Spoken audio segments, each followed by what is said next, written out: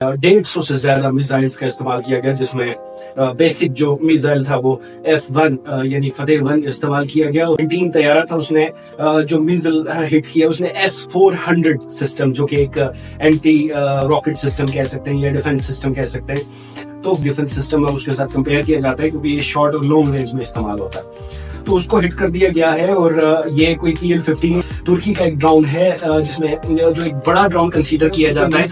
India की तरफ से पाकिस्तान में फायर किए गए थे, उनकी लोकेशन को बेसिकली ट्रैक कर दिया गया था, फिर वहां से मूव करके कहीं कैमोफ्लेज किया जा सकता है, जिसकी वजह से दुश्मन की नजर न आए। जो इजराइल का जो ड्रोन था, जो जो सुसाइडर जो ड्रोन था, उसको हिट किया गया आम सिविलियंस की तरफ से। पाकिस्तान ने तकरीबन 28 से ज्यादा इंडिया के जो सिटीज थे वहां हमला किया और वहां मिसाइल डाल दिए। इस सारे हमले में, सारे सिलसिले में हमने ये देखा कि पाकिस्तान में तकरीबन 150 से ज्यादा मिसाइल्स का इस्तेमाल किया गया, जिसमें बेसिक जो मिसाइल था वो F1 यानी फतेह 1 इस्तेमाल किया गया। और इसमें और भी कुछ छोटी रेंज की मिसाइल्स के साथ, और उसके साथ कुछ तोपें थी।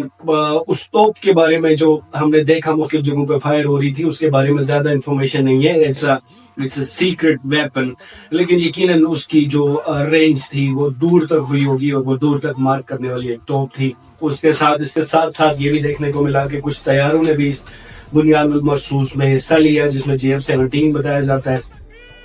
और उस सिलसिले में ये भी बताया जाता है कि जो JF-17 तैयारा था, उसने जो मिसाइल हिट किया उसने S-400 सिस्टम, जो कि एक एंटी रॉकेट सिस्टम कह सकते हैं या डिफेंस सिस्टम कह सकते हैं। तो वो उसको हिट किया गया, जो कि एक रशियन साख्ता S-400। काफी वो एक इम्पोर्टेंट और एक ऐसा एक आंसर है कि जिसको टारगेट करना पाकिस्तान के लिए एक खुशहाइन बात थी। उसके साथ साथ ब्रह्मोस मिसाइल के जो रिजर्व फैसिलिटी थी या वहां उसका जो स्टोरेज यूनिट था, उसको भी हिट किया गया।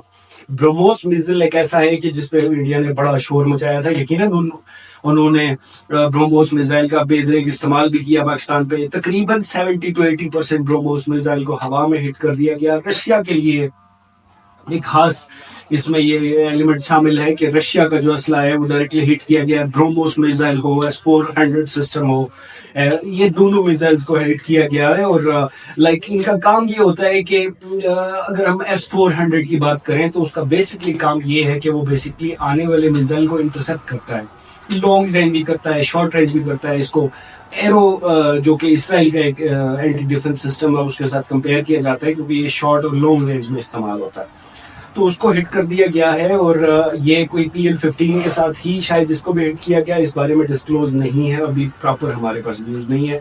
इसके साथ साथ मल्टीपल एयर बेसिस को हिट किया गया, जिसमें श्रीनगर एयरबेस, उधमपुर की एयरबेस थी और काफी और दीगर एयर बेसिस को भी हिट कर दिया गया। वहां आपको एक कंची ड्रोन के बारे में जरूर बताना चाहूंगा। काबिल जिक्र ये ड्रोन था जिसको इस्तेमाल किया है पाकिस्तान की फौज ने। ये बेसिकली तुर्की साख्ता ये ड्रोन है, क्योंकि तुर्की की टेक्नोलॉजी ड्रोन्स में काफी आगे है। तो तकरीबन 300 से ज्यादा जो ड्रोन्स थे, जो कि जिसमें पाकिस्तानी अपनी जो पाकिस्तान की टेक्नोलॉजी थी उससे बनाए गए ड्रोन्स भी मौजूद थे। और इसके साथ साथ कंची ड्रोन, जो कि तुर्की का एक ड्रोन है, जिसमें जो एक बड़ा ड्रोन कंसीडर किया जाता है वाइपर वगैरह की तरह का, जो कि अमेरिका के पास मौजूद है। और उसके साथ साथ उसमें वो हैवी पेलोड भी कैरी करता है, इस तरह 300 ड्रोन्स के साथ। और उसकी एक काफी वीडियोस आपके पास वायरल हैं। आप लोग इंडिया का कैपिटल है, उसमें तकरीबन 3 घंटे तक ड्रोन की फजाइया परवाज देखने को मिली। वहां काफी स्ट्रेटेजिक टारगेट्स को हिट किया गया, काफी ऐसी टारगेट्स को जहां राह की मौजूदगी का शक किया जाता था, जहां डायरेक्टली रीच नहीं थी नॉर्मली, उन जगहों को हिट किया गया। कुछ ऐसी जगहों को जरूर हिट किया गया कि जो स्ट्रेटेजिकली इंपॉर्टेंट थी। एक खास टेक्निक देखने को मिली कि पाकिस्तान की तरफ से जो मिसाइल इंडिया की तरफ से पाकिस्तान में फायर किए गए थे, उनकी लोकेशन को बेसिकली ट्रैक कर दिया गया था। इन मिसाइल सिस्टम यूज किए, जिसमें फतेह 1 जो मिसाइल सिस्टम था, ये बेसिकली मोबाइल हमने देखा है और वो ट्रक्स पे लोड है और मुख्तलिफ जगहों से उन्होंने फायर किए। और ऐसी जगहों से फायर किए गए कि जहां बेसिकली खेत थे या मैदान थे, आप देख सकते हैं, कि ताकि अगर के दुश्मन को इसकी ट्रैकिंग सिस्टम का पता भी चले तो वहां वो बेसिकली کہیں کوئی عام آبادی کو یا سویلینز کو کسی طرح سے نقصان نہ ہو. یہ ایک امپورٹنٹ اسٹریٹجی ہمیں دیکھنے کو ملی. اور سیکنڈلی یہ بڑی امپورٹنٹ کام یہ کہ یہ موبائل میزل سسٹم ہے کہ جس کو ایک جگہ سے فائر کر کے پھر وہاں سے موو کر کے کہیں کیموفلاج کیا جا سکتا ہے جس کی وجہ سے دشمن کی نظر نہ آئے. یہ انیشل اسی ٹیکنیک کو فالو کرتے ہوئے انہینس کیا پاکستان کی جو آرمی نے.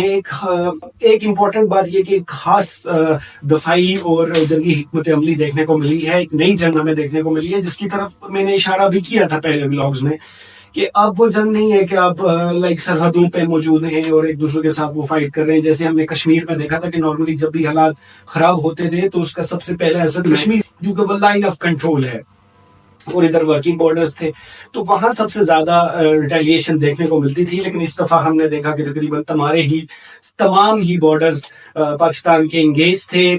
فائرنگ کی جا رہی تھی, میزلز پھینکے جا رہے تھے. انڈیا کے میزلز ایون راولپنڈی اسلام آباد کو تو خیر ہٹ نہیں کیا کسی نے, لیکن ایون راولپنڈی میں بھی آ کے ہٹ ہوئے. ایک اسٹیڈیم پہ ہم نے دیکھا کہ ہٹ ہوا اور کافی سارے جو میزلز تھے اور ڈرونز تھے ان کو ہٹ کر دیا گیا. امپورٹنٹ بات یہ ہے کہ جو اسرائیل کا جو ڈرون تھا جو لائک جو سیوسائڈر جو ڈرون تھا اس کو ہٹ کیا گیا عام سویلینز کی طرف سے. یہ امپورٹنٹ بات جو کہ میں شرم آنی چاہیے ان ڈرونز بنانے والے اسرائیلیوں کو, کیونکہ اسرائیلی میزائل کو ڈائریکٹلی ایک 9mm یا لائک لیٹس سے کہ کسی کلاشنکوف سے یا عام بندوق سے لوگوں کو ہٹ کیا گیا. یہ کلیئرلی پتہ لگتا ہے کہ لوگوں نے ان کو ڈائریکٹلی ہٹ کیا اور ساتھ اٹھا کے گھر لے گئے. تو اس طرح کے بڑے واقعات ہم نے دیکھنے کو ملے.